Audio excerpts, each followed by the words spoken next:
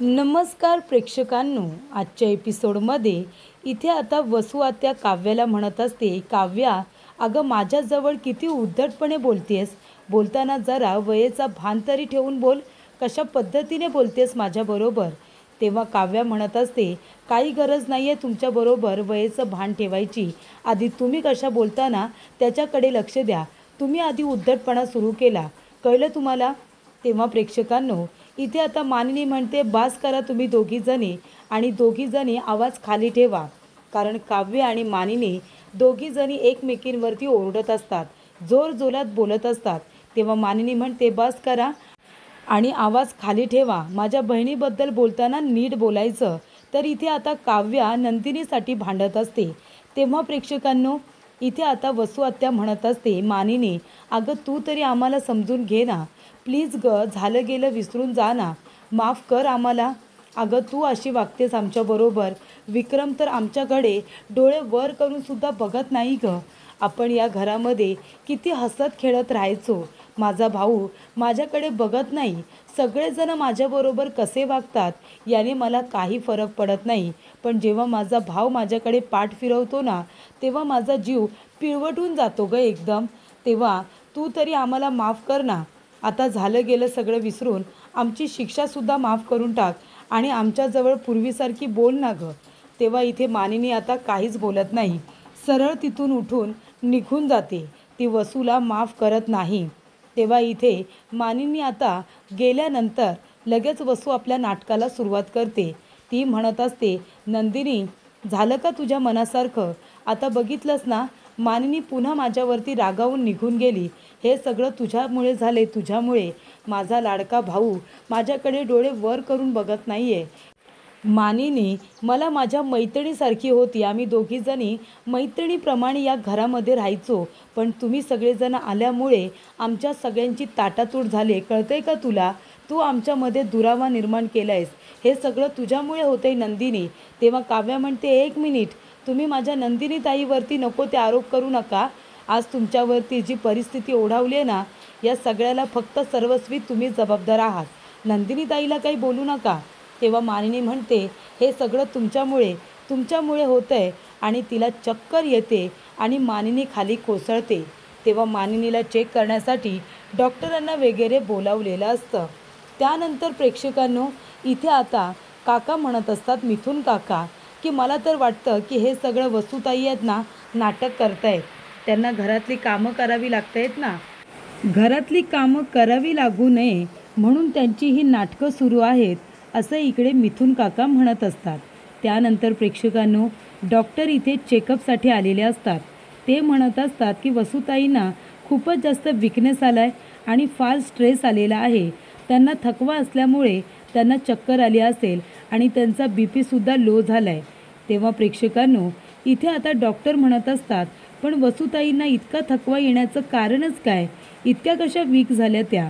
त्यानंतर मिथून काका म्हणतात, अरे पण वसूताईंना हे नाटक करायची गरज काय आहे, त्यांना काय वाटलं त्यांनी जो गुन्हा केला आहे त्यासाठी त्यांना लगेच माफ केलं जाईल का.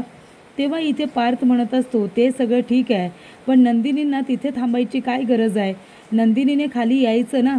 तेव्हा इकडे मिथून काका म्हणतात, नाही रे पार्थ, आपली नंदिनी माहिती आहे ना कशी आहे, तिला आपल्यासारखं वागता येत नाही, ती चांगली आहे रे खूप, म्हणून कदाचित ती वरती थांबली असेल.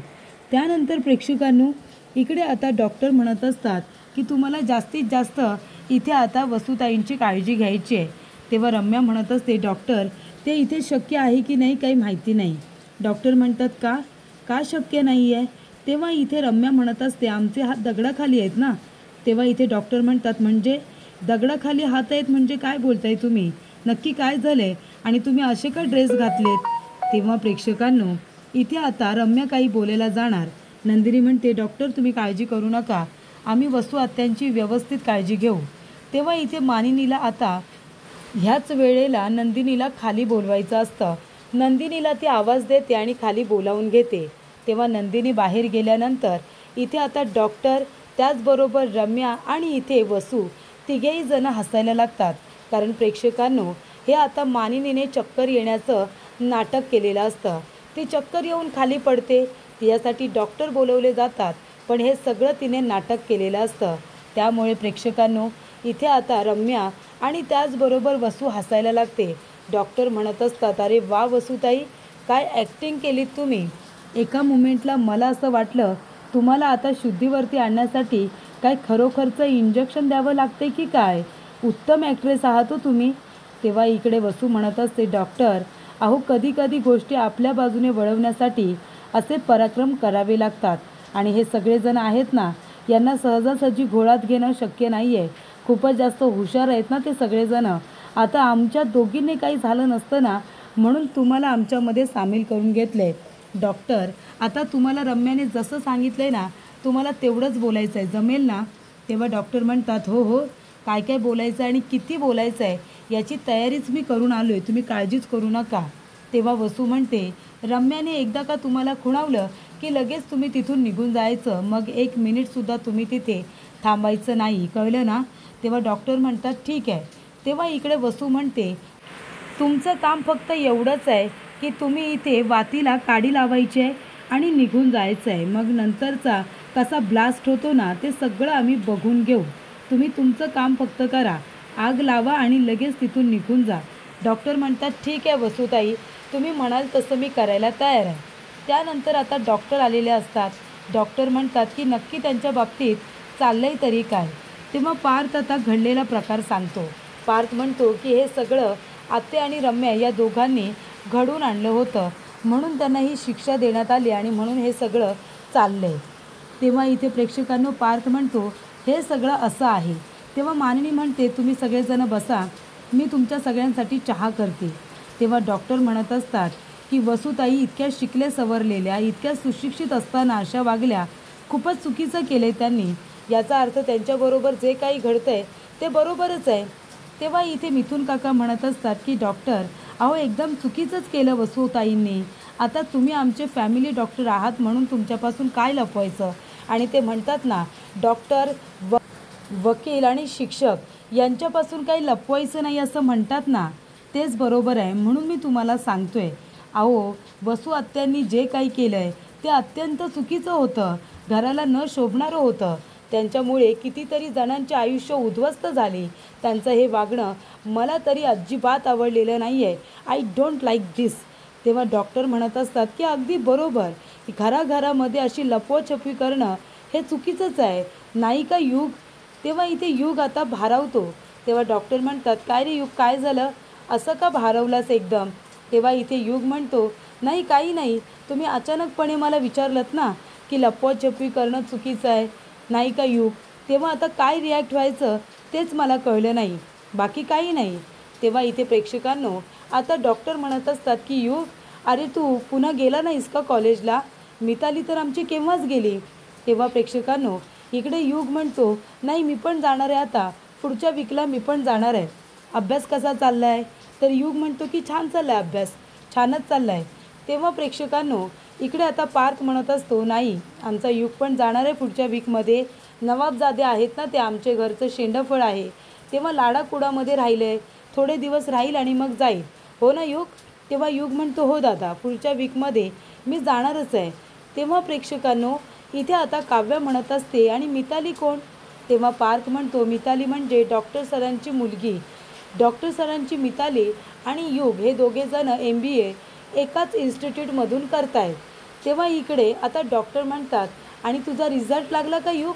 तेव्हा युग म्हणतो, नाही माझा रिझल्ट अजून लागलेला नाही आहे. तेव्हा इथे डॉक्टर म्हणतात, अरे असं काय करतोयस, आमची मिताली आता गणपतीमध्ये आली होती ना, ती रिझल्ट घेऊनच आली होती आम्हाला दाखवायला. अरे छान मार्कांनी पास झाली आहे ती, मग तुझा रिझल्ट कसा का नाही लागला. तेव्हा प्रेक्षकांनो इकडे आता पार्थ म्हणतो, युग डॉक्टर काय बोलत आहेत, तुझा खरोखर रिझल्ट लागला आहे, तू खोटं बोलतोयस का युग. तेव्हा युग म्हणतो, नाही अरे दादा, मी खोटं बोलत नाही आहे. तेव्हा इथे आता मानिनी किचनमध्ये असते. मानिनी म्हणत असते, हे काय सगळं, या रम्याने असा का कचरा टाकला आहे डस्टबिनमध्ये, सगळा कचरा बाहेर.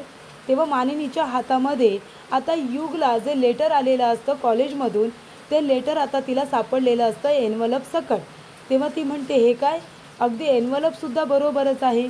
त्यानंतर त्याच्यामधला रिझल्ट जेव्हा मानिनी बाहेर काढते, मानिनीच्या पायाखालची जमीनच सरकते, कारण तो रिझल्ट असतो युगचा आणि युग इथे फेल झालेला असतो. त्यामुळे प्रेक्षकांनो, इकडे आता मानिनीला काय बोलावं काही कळतच नाही. युगेंधरच्या नावाने ते लेटर आलेलं असतं. त्यानंतर प्रेक्षकांनो, इकडे आता मानिनी खूपच जास्त टेन्शनमध्ये येते. मानिनीच्या हाताला रिझल्ट लागलाय हे जेव्हा रम्याला कळतं, रम्या बाहेर येते आणि डॉक्टरांना खुणावते. डॉक्टरांना खुणावल्या इथे डॉक्टर म्हणतात की चला, मला इथे माझ्या दुसऱ्या पेशंटचा फोन आलाय, मला आता निघावं लागेल. तेव्हा पार्थ म्हणत असतो, डॉक्टर अहो पण तुमच्यासाठी चहा तयार आहे, चहा तरी घेऊन जा ना. डॉक्टर म्हणतात नाही नको नको, आता चहा वगैरे नको, मला उशीर होतोय, मला निघायला हवं. तेव्हा डॉक्टर आता चहा न घेता निघून जातात, कारण रम्याने सांगितलेलं असतं एकदा खुणावलं की लगेच रस्ता पकडायचा. डॉक्टरसुद्धा लगेच निघून जातात. इथे आता डॉक्टरसुद्धा फसवेगिरी करायला लागलेले आहेत. त्यानंतर प्रेक्षकांनो, इकडे आता पार्थ म्हणत असतो की हे सगळं काय आहे युग, डॉक्टर काय म्हणत होते, जर मितालीचा रिझल्ट लागलाय तर तुझा रिझल्ट का नाही लागला.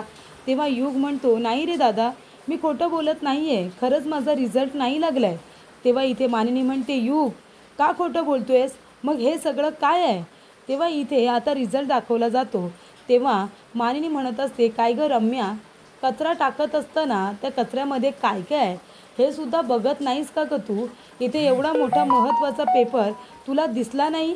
त्यानंतर प्रेक्षकांनो, इकडे आता पार्थ म्हणत असतो युग हे सगळं काय आहे, तू जर म्हणतोयस की रिझल्ट लागलेलाच नाही आहे, मग हे काय आहे, तू आमच्यापासून काय लपवतोयस युग, तू खोटं बोलतोयस का. तेव्हा प्रेक्षकांनो, इथे पार्थ म्हणत असतो युग तू फेल झालंयस. तेव्हा इथे लाज नाही वाटत का तुला, तू कॉलेजमध्ये कशासाठी जातोस, अरे शिकायला जातोस की इथे फक्त इकडे तिकडे फिरायला जातोस, लाज नाही वाटत तुला आवारागिरी करायला, आणि अभ्यासाकडे दुर्लक्ष केलंस तू, का फेल झालास, असं काय तिथे काम करतोस म्हणून अभ्यासाकडे तुझं लक्ष नाही लागलं, असं का केलंस तू. तेव्हा प्रेक्षकांनो, इथे आता काव्य म्हणत असते पार्थ तुम्ही प्लीज जरा हळू, त्याला काही बोलायचं आहे ते ऐकून तरी घ्या. तेव्हा इकडे मानिनी म्हणत असते काव्या गप्प बस, दोन भावांच्या मध्ये तू बोलू नकोस. तेव्हा काव्य आता गप्प बसते. तेव्हा मानिनी म्हणते का यू का केलंस तू असं, अरे फेल कसा काय झालास तू, तू इथे बाहेर राहून जसं कॉलेज करतोयस, जीवा आणि पार्थ हे दोघेसुद्धा बाहेर राहूनच शिकले ना, मग ते कसे पास झाले, आणि तुझ्याच बाबतीत आम्ही कुठे कमी पडलो रे, तुला काही लागलं सवरलं ते तुला योग्य वेळेवरती भेटलं नाही का, सगळ्या वस्तू आयत्या हातामध्ये मिळाल्या तरीसुद्धा तू पास झाला नाहीस, असं का केलंस तू युग. पार्थ आता त्याच्यावरती रागवतो, त्याला ओरडतो, म्हणतो की हे तू चुकीचं वागलंयस, लपवाछपवी करतोयस, वरून आम्हाला सांगितलंसुद्धा नाहीस, जर तुला काही प्रॉब्लेम होता काही अडचण होती तर आमच्याशी बोलायचं ना, ॲटलिस्ट आम्हाला सांगायचं, आमच्याशी गोष्टी क्लिअर करायच्या, पण इथे तर तू आमच्यापासून सगळंच लपवून ठेवलंस, अजिबात आम्हाला कळूसुद्धा दिलं नाहीस. युगला कळतच नाही की त्याचा रिझल्ट त्या डस्टबिनपर्यंत कसा गेला. तेव्हा इथे मानिनी म्हणत असते पार्थ प्लीज प्लीज आई प्लीज तुम्ही शांत बसा, मला माहिती आहे कदाचित युग का फेल झाला आहे, त्याचं ना ब्रेकअप झालं आहे, त्याची गर्लफ्रेंड त्याला सोडून गेले, कदाचित म्हणूनच त्याचा अभ्यासामध्ये लक्ष लागलं नसेल, म्हणून तो फेल झाला असेल. हो, तो एकदा रडत बसला होता, तेव्हा मी त्याला विचारलं युग तू का रडतोयस, तेव्हाच त्याने मला सांगितलं की त्याचं ब्रेकअप झालं आहे म्हणून. तेव्हा मानिनी म्हणते काय ब्रेकअप झाले म्हणून तुझं अभ्यासाकडे लक्ष नव्हतं आणि तू फेल झालास, युग लाज नाही वाटत तुला, अरे इतका खर्च करून तुला आम्ही इतक्या मोठ्या इन्स्टिट्यूटमध्ये तुला MBA करायला पाठवले, कशासाठी, फेल व्हायला पाठवले का. तेव्हा प्रेक्षकांनो, इथे आता रम्या सुरू होते. रम्या म्हणते अगं मामी युगचं चुकलं ग, युगने ही गोष्ट सांगायला हवी होती, त्याने आपल्या सगळ्यांपासून ही गोष्ट लपवली, मान्य आहे, तो लहान आहे ग, पण नंदिनीचं काय, नंदिनीला तर माहिती होतं नाही सगळं, मग नंदिनीने का लपवछपवी केली, तिने का नाही सांगितलं.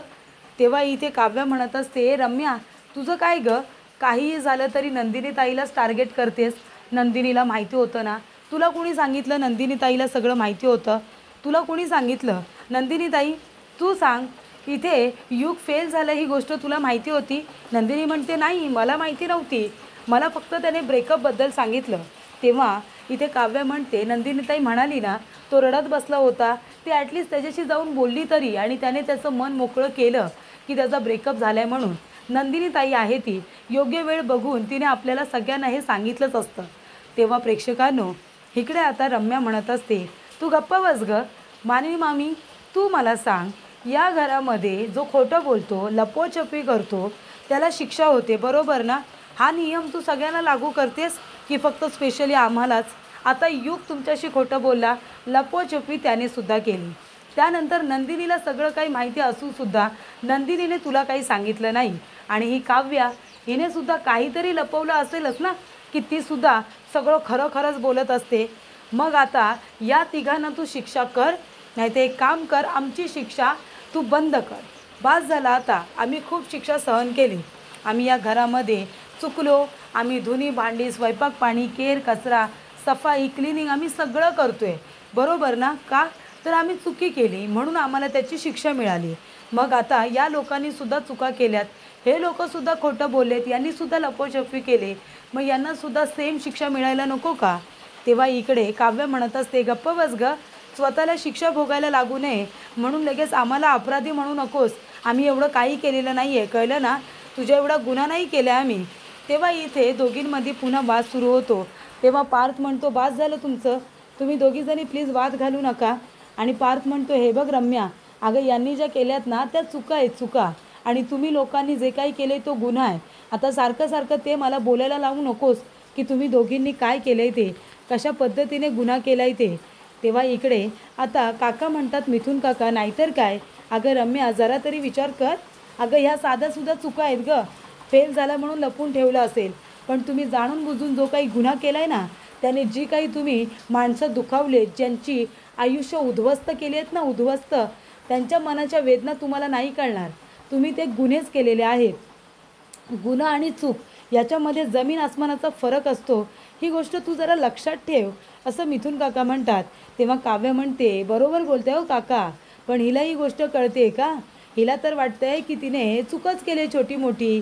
अहो तिच्या जागी जर दुसरी कोणी असती ना, तर इतका मोठा गुन्हा केल्यानंतर जी शिक्षा मिळेल ना, मान खाली घालून भोगली असती हिने. पण हिचं बघा, ही काही सुधारणाऱ्यातली नाही आहे. ही आणि हिची आई किती पण मोठा गुन्हा केला तरी कांगावा मात्र असा करतात की ती चूक खूपच जास्त क्षुल्लक आहे आणि छोटी आहे, आणि त्यांच्या बरोबरीने सगळ्यांना उभे करतात. तेव्हा इथे रम्या, तू कितीही प्रयत्न केलेस ना तरीसुद्धा तुझी शिक्षा काही कमी होणार नाही आहे. आणि आम्ही काही खोटं वगैरे बोललेलो नाही आहे. आणि इथे एक गोष्ट लक्षात ठेव, आमच्यावरती आहे ना खोटेपणाचे आरोप करायचे नाही आहे. आम्ही कधीच खोटं बोलत नाही आणि लपवाछपवी तर मुळीच करत नाही, कळलं का तुला? त्यानंतर प्रेक्षकांनो, इकडे आता रम्या म्हणत असते, मामी तू खरं करतेस ना न्याय, तुझा न्याय एकदम योग्य असतो ना? मग आता या तिघांनी सुद्धा काही ना काहीतरी खोटं बोलले, काहीतरी लपवाछपवी यांनी पण केली. तुला सगळ्यातलं सगळं माहिती असतं, तुला सगळ्या गोष्टी माहिती असतात, आणि म्हणूनच मी म्हणते की आता एक काम कर, आमची शिक्षा तरी तू रद्द करून टाक, नाहीतर या तिघांना सुद्धा सेम शिक्षा दे. आता निकाल तुला द्यायचा आहे, तुला काय निकाल द्यायचा आहे ते बघ. तेव्हा मानिनीला आठवतं, जेव्हा काव्याने इथे तिचा आणि जीवाचा फोटो जाळलेला असतो, तेव्हा मानिनी त्या ठिकाणी आलेली असते आणि तिने काव्याच्या थोबाडीत लगावलेली असते. तेव्हा इथे लगेचच आता इथे रम्या विचारते, अगं बोल ना मामी, बोल बोल, काय तुझा निकाल आहे ना ते बोल, आत्ताच्या आत्ता बोल. एकतर आमची शिक्षा माफ कर, नाहीतर या तिघांना सुद्धा सेम शिक्षा कर. बोल ना, तू न्याय निवाडा इथे सगळ्यांसाठी सारखा करतेस ना, की स्पेशली आमच्यासाठी काय वेगळं आहे? नाही ना, मग आत्ताच्या आत्ता निकाल दे. तेव्हा इथे मानिनी म्हणते, बास कर तू, गप्प बस ग, ठीक आहे, केली तुमची शिक्षा माफ, असं म्हणून इथे मानिनीने आता रम्या आणि वसूची शिक्षा माफ केलेली असते. त्यानंतर प्रेक्षकांनो, पुढील भागामध्ये इथे आता मानिनी म्हणत असते, कोण खरं बोलतंय, कोण खोटं बोलतंय, किती लपवाछपवी केली जाते, मला खरंच काही कळतच नाही आहे. कुणावरती विश्वास ठेवायचा आणि कुणावरती नाही. सगळेच जण खोटं बोलत आहेत, प्रत्येकाचं काही ना काहीतरी सिक्रेट आहे जे लपून ठेवलं गेलं आहे, आणि हे चुकीचं आहे. कुणावरतीही विश्वास नाही आहे माझा आता. तेव्हा इथे नंदिनी म्हणते, आई प्लीज तुम्ही असं का बोलताय? अहो कुणी कुणाचं सिक्रेट लपून ठेवलं आहे? कुणाचंही सिक्रेट लपलेलं नाही आहे, तुम्ही असं का बोलते आई? तेव्हा इथे मानिनी जाते आणि आता काव्याच्या समोर उभी राहते आणि तिच्याकडे एकटक बघत असते. तेव्हा काव्य मानिनीकडे बघते आणि आपली नजर इकडे तिकडे फिरवते, कारण का जरी पण काव्याची काही चूक नाही आहे तरी पण इथे मानिनीने काव्याला चुकीचं समजलेलं आहे. ती काव्यावरती विश्वासच ठेवायला तयार नाही आहे. काव्या जे काही करते ते इथे सगळ्यांचे संसार वाचावे, घर उद्ध्वस्त होऊ नये यासाठी तिने ही गोष्ट लपून ठेवलेली आहे. पण ती आता इथे काव्याच्याच अंगी आलेली असते. त्यामुळे काव्या नकळतपणे गोत्यात आलेली असते हे मात्र नक्की.